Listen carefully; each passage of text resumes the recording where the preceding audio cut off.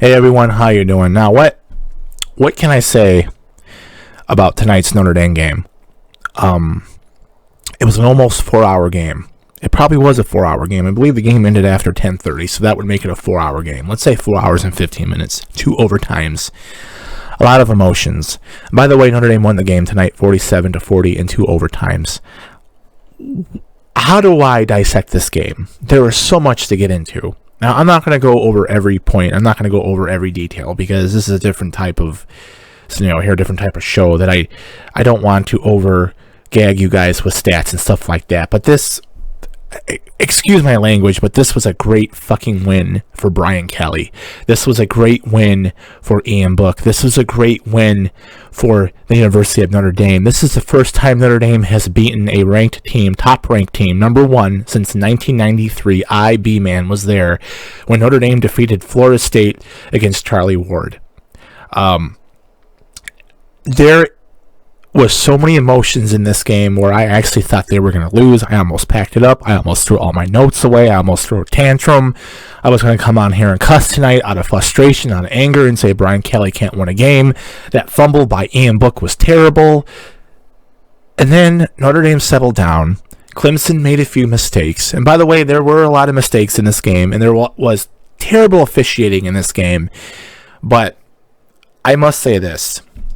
Brian Kelly and Ian Book proved to me tonight that they are winners.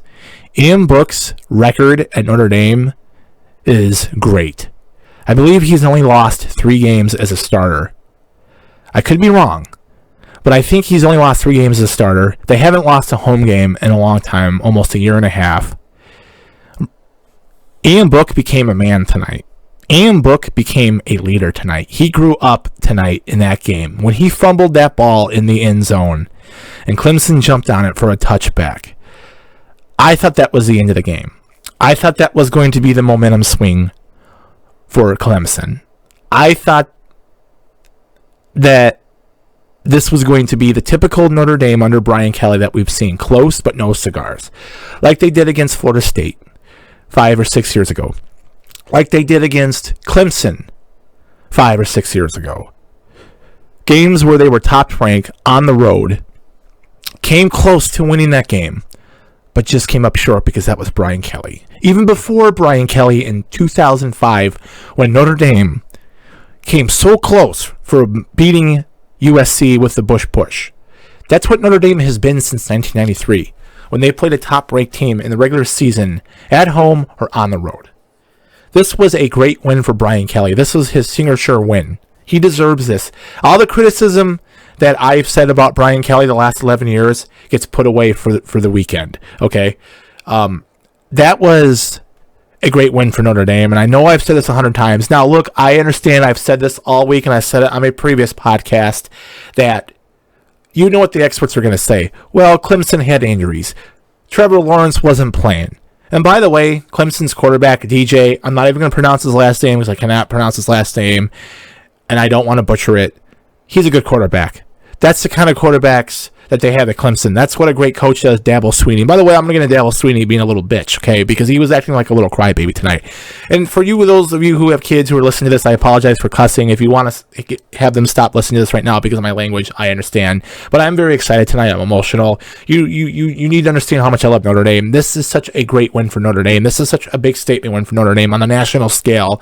Win that game in 2 overtimes against Clemson, who has not lost a regular season game in, I believe, 3 or 4 years. I could be wrong, but it just to be in this scenario, just to be for 1 week, Notre Dame beating the top-ranked team for 1 week, I can brag about it. And I don't care about Clemson's injuries. I don't care about Trevor Lawrence not playing because of COVID-19 restrictions. Now, it would have been great to see Notre Dame beat Clemson with Trevor Lawrence.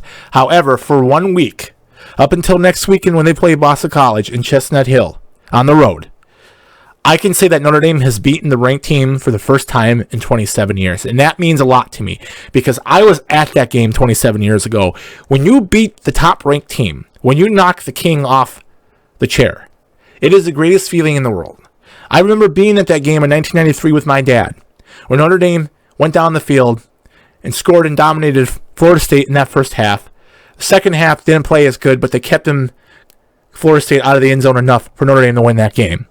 When Notre Dame defense stopped Charlie Ward from throwing that pass into the end zone, and they batted it away, and Notre Dame won that game 31-24, I thought that was the greatest football moment of my life. Tonight's game, after Ian Book fumbled that ball in the end zone, when I thought the game was over, this is the second greatest moment of my college football, Notre Dame college football moment, was Ian Book's game playing tonight after that fumble. What he did, including Notre Dame's defense. And you got to give credit to everybody. The offensive line, credit. And of course, Ian Book. I mean, Kyrie Williams with the blitz block, tremendous tonight. I mean, Ian Book got his ass kicked. He got beat around, bounced around, but you know what? He stood up and played. And he was there when he needed to be, except for that one mistake. But Kyrie Williams, he's a beast. He had his fourth 100 rushing game of the season. He is a hell of a player. Tommy Trimmel, a great tight end, great blocking. Michael Mayer, another great tight end. We saw what Notre Dame can do with their weapons. We saw what Notre Dame can do against a great defense. We saw what Notre Dame can do against the so-called elite athletic defense. And Notre Dame proved tonight that they can play with the big teams. And I don't care what anyone says. I don't care about all the excuses that ESPN's going to make, like Kirk Herbstreit and all those other idiots that they're going to make for Clemson and they're going to make for Notre Dame, or that they're going to use against Notre Dame. I don't care. Notre Dame beat the ranked team of the country, number one team of the country. They were number 4 when they played them tonight. Notre Dame should move up to hopefully number 3. I don't, of course you've got Ohio State and you've got Alabama ahead of them. So they probably won't move anywhere because Ohio State won tonight. I don't even think Alabama played. I think Alabama was off this weekend. I could be mistaken. But Notre Dame should move up at least 2 spots. I think that win tonight has been more impressive than what Ohio State has done. Ohio State's only played 2 or 3 games, and they've blown every team out since they've been playing. So Ohio State hasn't done shit. So Notre Dame should jump ahead over Ohio State because I believe Ohio State was ahead of them at number 3. So, I mean, I'm very emotional right now. I'm happy, and I have not felt this way since I was 27 years ago when I was 13, because I was very negative during this game. You guys know me, I'm honest. I was very, very negative in this game. When Notre Dame was up by 13 at one point, I knew this game wasn't over. I knew that Clemson was going to creep back, and they did. And that terrible fumble by Ian Book really, really made me pissed tonight. I threw down my notebook because I keep all these notes. I usually write about 8 pages a game, and I was like, this is it. It's over. This is typical Brian Kelly, Notre Dame, half-ass second half football, where you play great in the first half, but you play like shit in the second half, and you don't win. But you know what? Brian Kelly, Ian Book, Notre Dame proved me wrong tonight, and I will give them all the credit in the world for 1 week. Because next weekend's game against Boston College scares the crap out of me, because we've seen it so many times where Notre Dame had beaten a big team, or they've started off on fire 8-0, and then the next weekend they go into Boston College, or they play Boston College at home, and they just fall flat on their face, and Boston College is the spoilers. I don't want to see that next weekend. This is the thing about college football. You get all the emotions. Everyone's going to be patting on you on the back all week, telling you how great you are. They need to prevent that. I hope Brian Kelly can teach these kids that, look, we still got a long way to go. We're going to have to play Clemson twice. We still have North Carolina in front of us. Friday after Thanksgiving, North Carolina is a good team, and Boston College is a tricky team. And so you know what? Wake Forest can score some points. So those are some games that Notre Dame still has ahead of them. So they need to concentrate next weekend. They need to be ready. They need to have their emotions checked. They know Boston College knows what Notre Dame did tonight. And look how great Boston College played against Clemson. Okay? On the road. So Notre Dame needs to be ready for that. Now, let's get into a little bit of the negatives. I'm not going to criticize Notre Dame's gameplay tonight. The only thing I'm going to complain about was that fumble by Book. But you know what? That was okay. He redeemed himself. He became a man, and he won this game for Notre Dame. He is a hero. He is B-Man's player of the game, and the offensive line was great as well. So let's get into the negative of the game real quick, and that is the officiating. That officiating tonight was high school level. That was embarrassing for the impact of this game. This is the game of the year, folks. This game is going to have the highest ratings, TV ratings of college football all year. This game is even going to have higher ratings than our new president, Joe Biden, announcing that he was going to be the president-elect with Kamala Harris, excuse me. I bet you the ratings of this game tonight will be higher than that. This is how important Notre Dame is, okay? So, when that game was interrupted, majority of the people probably didn't switch over to USA. They were interested to see what Joe Biden had to say, our new president-elect. But most of us sports fans who love college football switched over to USA. I guarantee you, USA had more ratings for that half hour that Joe Biden spoke, President-elect Joe Biden spoke. USA had higher ratings than Joe Biden did speaking. And that was on every national TV channel, Fox, CBS, ABC. That's how great Notre Dame is. Now, when people say that Notre Dame isn't relevant anymore, you look at their ratings, they're irrelevant. So that half hour where President-elect Joe Biden and Kamala Harris were speaking, I guarantee it. Tomorrow when I wake up and I see those ratings, I'm going to wake up and I'm going to check those ratings. USA's ratings were much higher. Okay. The embarrassing thing is that when you're on the big stage like that and you have higher ratings than the president-elect coming out announcing that he's won, Joe Biden. The embarrassing thing about that is that you are on the stage, you are on a big game, and you referees, you shit down your pants. You made a big mistake. You did an awful job. Everything was a review tonight. And that's the one thing about college football I cannot stand. Reviews after reviews after review. A review of the extra point. A review of the injury. A review of the commercial. A review of the coin toss. Everything's a review. They need to clean that up. And there was a lot of mistakes that Notre Dame made tonight. And there was a lot of mistakes that Clemson made tonight. But the refs overshadowed those. There was a lot of calls that went Notre Dame way that probably shouldn't have. There was a lot of calls that went Clemson's way that shouldn't have, but they did because it was terrible officiating. And on the grand stage, the night when Joe Biden announces that he is the president of the United States, he's won the 2020 election, and you're on the grand stage and you're part of a TV network that's getting higher ratings than that on a cable channel, when the Notre Dame game was interrupted by the national news because of the president-elect news, you completely flopped and you embarrassed yourself. So you might want to hope the ratings were lower during that half hour than it was for the president-elect announcement. Now, if that makes sense, guys, I'm just trying to give you some research here, how big this game was. This was the game of the year so far. The biggest game of the year will be the national championship game. But when Notre Dame's playing the top-ranked team and they have a chance to win and the spread's less than a touchdown, people are going to be watching. So the referees need to clean it up. I mean, that was completely embarrassing. And this game, without the referees screwing it up, let's say this game did go into overtime, everything was the same, but let's say the penalties, these calls weren't as bad, the reviews, the embarrassment the refs did, every score play was a review. Let's say that didn't happen. This game would have been over before 10:15. It still would have been a longer game. It still would have been over 3 hours. But this game would have been well over before 10:15. Let's say like 10 o'clock.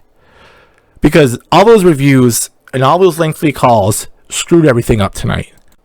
And sorry, guys, I had to pause, or I had to hit a cough button there, so I lost my train of thought. But basically, excuse me, so I don't want to cough live on the radio to you guys, or excuse me, live on my podcast. That would have been embarrassing, like the refs tonight during that game. So, getting back into the refs, and let's talk about Dabo Swinney, Clemson's head coach. And this makes it relevant with the refs.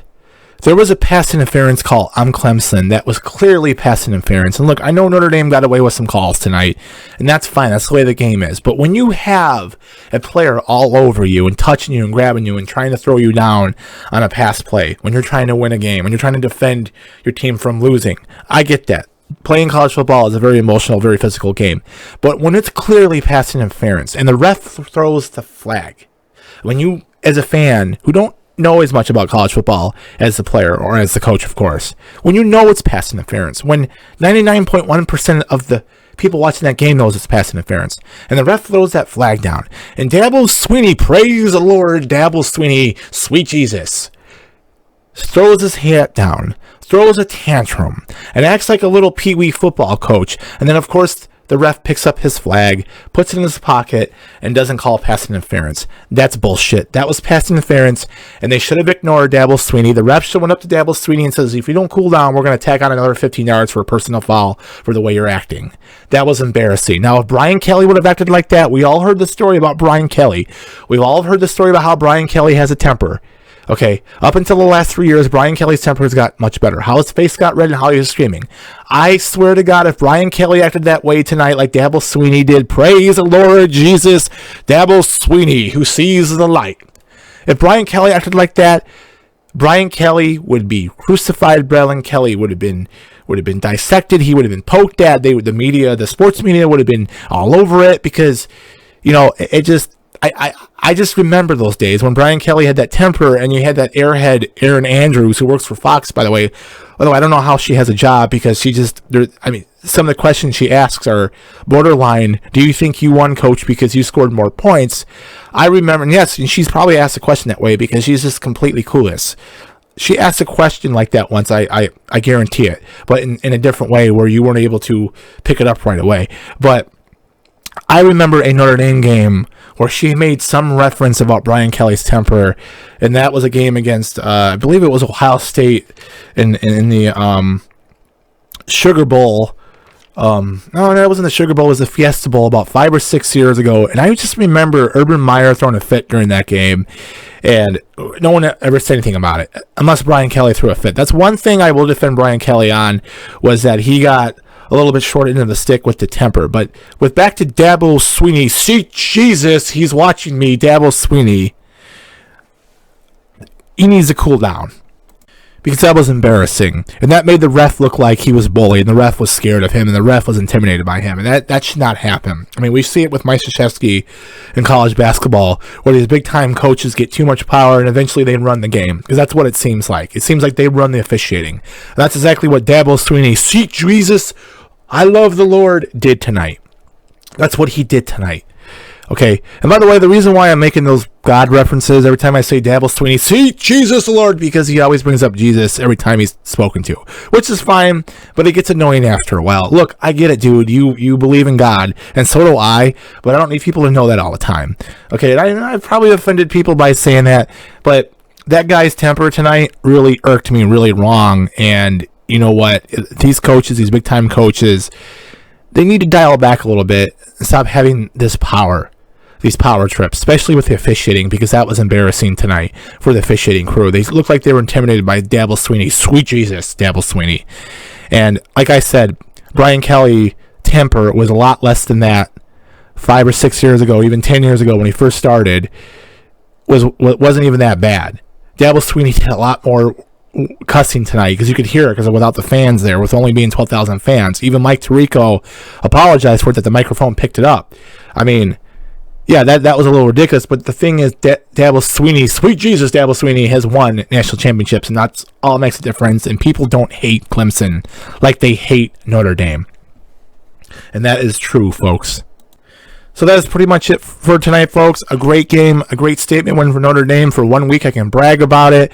You know, we got into the officiating, how embarrassing that was on the national stage, when you were being watched by so many millions of Americans, and you probably were being watched more by fans than people actually watching the President-elect Joe Biden winning the 2020 election, and you completely blew that for a half an hour.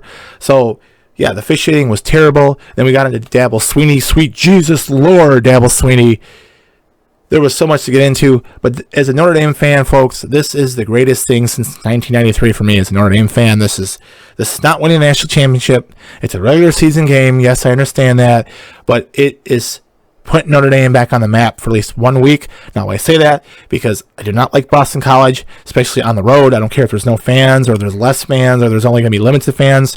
For some reason, Boston College always pulls at Notre Dame strings, and it's always been a thorn at their side. So Notre Dame needs to be ready for next weekend. Do not have a letdown. Do not have an upset. You need to put Boston College away early and win that game. And then that game has not been announced yet what time it's going to be on. I'm pretty sure it'll either be on ESPN or ABC. Hopefully it's a 2:30 game. I don't want another night game that ends over at almost 11 o'clock. I'd rather have a 2:30 game or maybe even a 12 noon game Eastern, which would be 11 o'clock here in Northwest Indiana, because these night games are getting to be a little too long. But folks, that's pretty much it. Please like this podcast. Also, please subscribe to my channel. I'd really appreciate it. And by the way, one more thing I want to say, because you know I haven't mentioned the state yet, because when you hear Michigan, you think of the state. But actually, I'm thinking of the college football team in the University of Michigan, who is 1-2, and they got their asses beat by IU today, Indiana Hoosiers. It's the first time Michigan has been 1-2 since 2008, I believe. And khaki pants, Harbaugh, you suck, and so does your program, and go Irish. And this is a great win, folks. And I had to rub it into the Michigan fans there, because every podcast I try to make some sort of statement about Michigan football. Everyone, please enjoy your weekend. You Notre Dame fans, please enjoy this week. Live this moment. Brag about it at work. Go to work. Tell your friends. Don't let them bring you down. Don't let them try to make excuses like Michigan fans would. If Notre Dame had beaten Michigan, they were number one. You know what they would do. Well, you didn't have a quarterback, which was right. Notre Dame did beat Clemson without Trevor Lawrence, but you know what? They still beat the number one team in the country, and that's all that matters. And that is a great moment for Notre Dame fans, and we're all happy tonight. We're all dancing around, getting drunk, drinking Jameson and drinking Guinness, and all happy. And I'm going to bed, folks, because I got a long day tomorrow. And stay safe and go Irish.